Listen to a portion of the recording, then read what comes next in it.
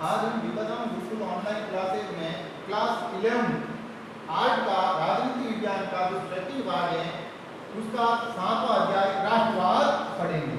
क्या है? राष्ट्रवाद पढ़ेंगे। तो राष्ट्रवाद के उदय के कारण क्या है? भारत में 19वीं सदी के उत्तरार्ध में राष्ट्रीय चेतना का विकास हुआ और भारत में एक संगठित आंदोलन की प्रकृति हुई। क्या हुआ? 19वीं सदी के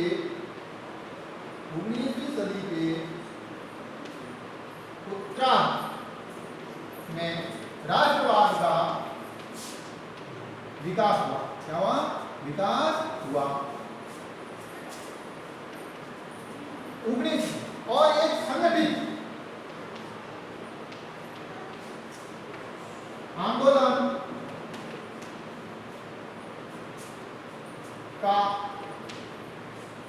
संगठित आंदोलन की पृष्ठभूमि तैयार हुई।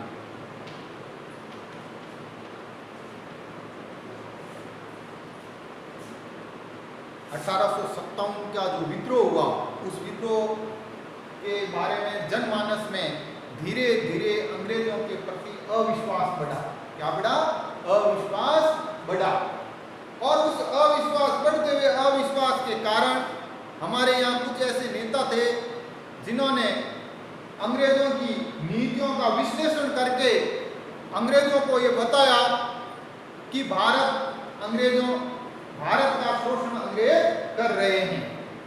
इस तरह से लोगों में अंग्रेजों के प्रति एक विद्रोह की भावना का विकास हुआ और राष्ट्रवाद के लिए कई उत्तरदायी कारण बनते।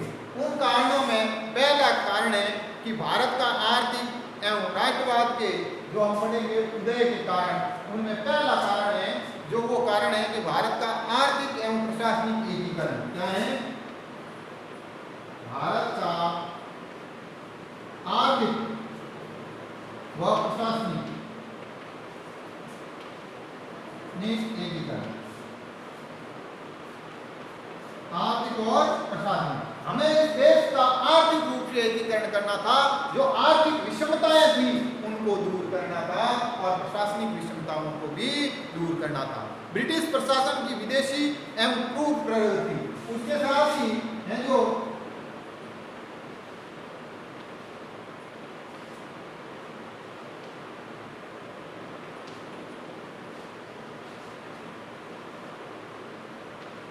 विदेशी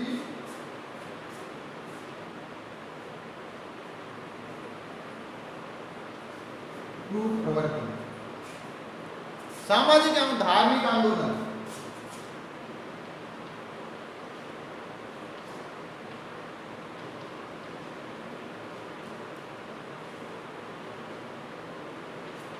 सामाजिक और धार्मिक आंदोलन और पाश्चात्य विचारों का प्रभाव। क्या?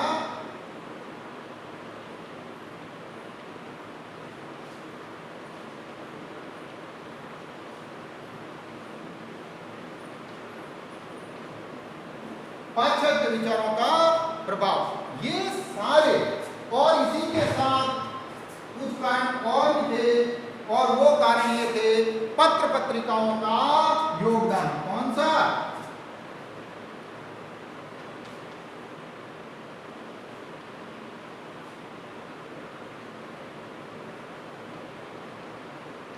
पत्र पत्रिकाओं का योगदान। ये सारी चीजें हमारे भारत में राष्ट्रवाद का कारण बनी और इन राष्ट्रवाद के चीजों के कारण है जो हमें प्रशासनिक एकता स्थापित करनी थी, आर्थिक विषमताओं को दूर करना था, विदेश की जो नीति थी और हमारे साथ जो क्रूर व्यवहार था उसको दूर करना था, हमारे समाज में और धर्म में जो कुरीतियां पनपी थी उन कुरीतियों को दूर करना था, हमें सामाजिक और धार्मिक पुनर्जागरण भी करना था। पाश्चात्य विचारों का प्रभाव देश दुनिया में है जो विश्व में कौन से हिस्से में क्या गतिविधियां चल रही हैं, क्या नए आयाम स्थापित हुए, क्या है जो दिशा और दशा उन देशों की हैं, उस आधार पर हमें भी वैसा ही आगे बढ़ना था। और उसके साथ साथ हमारे देश में कई पत्र और पत्रिकाएं भी थी और उन पत्र पत्रिकाओं की है जो वजह से हमारे देश में राष्ट्रवाद का उदय हुआ। कई ऐसे नेता भी हुए जिनकी वजह से हमारे राष्ट्रवाद के उदय में रही हैं जो बड़ा योगदान मिला। राष्ट्रवाद के उदय में कुछ नेताओं का योगदान रहा, जिनमें दादा भाई नौरोजी आर्थिक रूप से थे, उनका योगदान रहा। इसी तरह है जो कई तरह से हमारे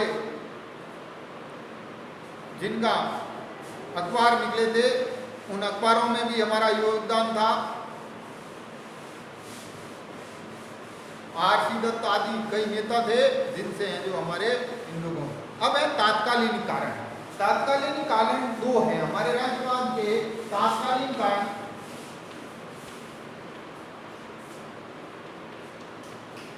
तात्कालीन कारण पहला कारण है वो है लिटन की प्रतिगामी नीति। लॉर्ड लिटन की, इसकी लॉर्ड लिटन की प्रतिगामी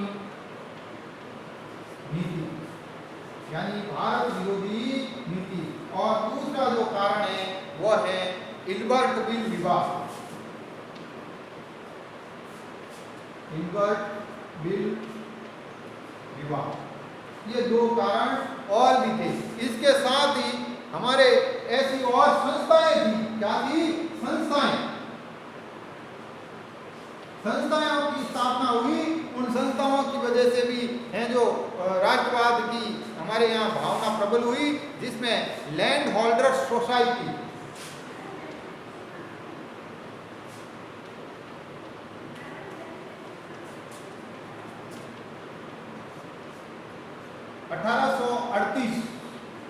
ईस्वी में लैंड होल्डर्स सोसाइटी।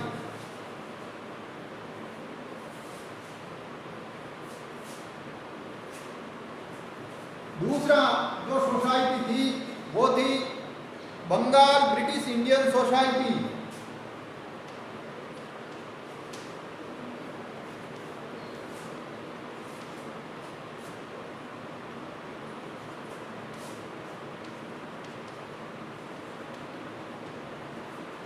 इसकी स्थापना हमारे यहाँ 39 में हुई थी, 1839 ईस्वी में।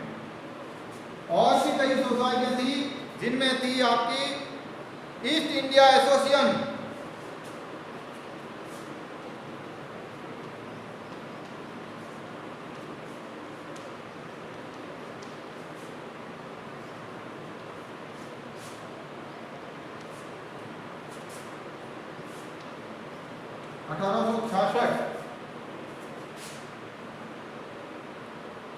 पूना सार्वजनिक सभा,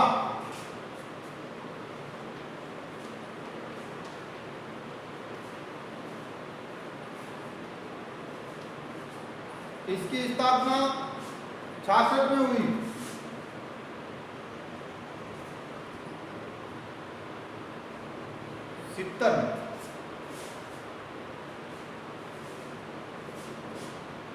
इंडिया लीग,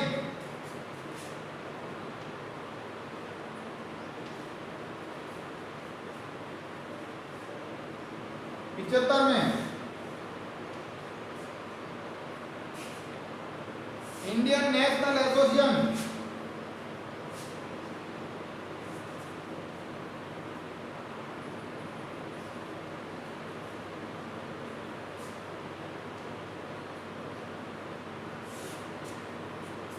में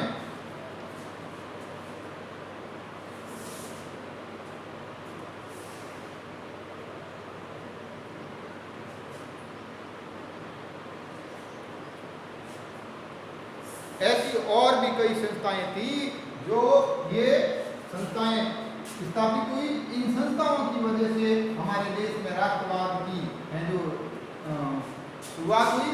इसी के साथ एक और राष्ट्रवादी संस्था हुई जो जिसका नाम है इंडियन नेशनल कांग्रेस। 1885 भारतीय राष्ट्रीय कांग्रेस, इसकी स्थापना। और इन संस्थाओं को इनके प्रतिगामी कहते हैं। क्या कहते हैं? प्रतिगामी संस्थाएं या पूर्ववर्ती या पूर्ववर्ती, ठीक है, ये संस्थाएं जो इससे हमारे यहाँ राष्ट्रवाद की स्थापना हुई।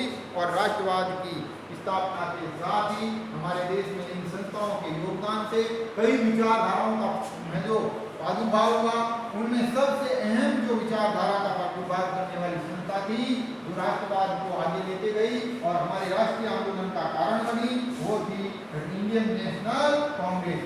इंडियन नेशनल कांग्रेस के विषय में कुछ विशेष टिप्पणियां भी हैं कि वह जनता के उस अल्पसंख्यक वर्ग का प्रतिनिधित्व करती हैं जिनकी संख्या सूक्ष्म है।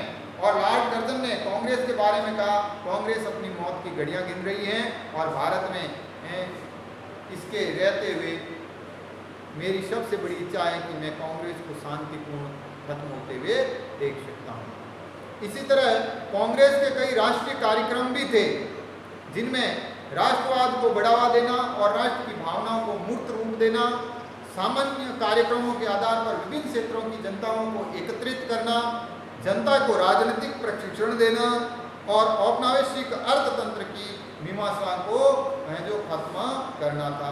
इस तरह से हमारे देश में राष्ट्रवाद के आंदोलन की शुरुआत हुई और आगे हम इस कांग्रेस की जो राष्ट्रवादी विचारधाराएं, जो अलग अलग राष्ट्रवादी विचारधाराएं हैं जिसमें अनेक तरह के जो कार्यक्रम हैं, गरम दल, नरम दल, उनके बारे में, और क्रांतिकारी राष्ट्रवाद भी हमारे यहाँ पनपा, उस क्रांतिकारी राष्ट्रवाद की भी हमें जो अगले अध्याय में विवेचना करेंगे। धन्यवाद।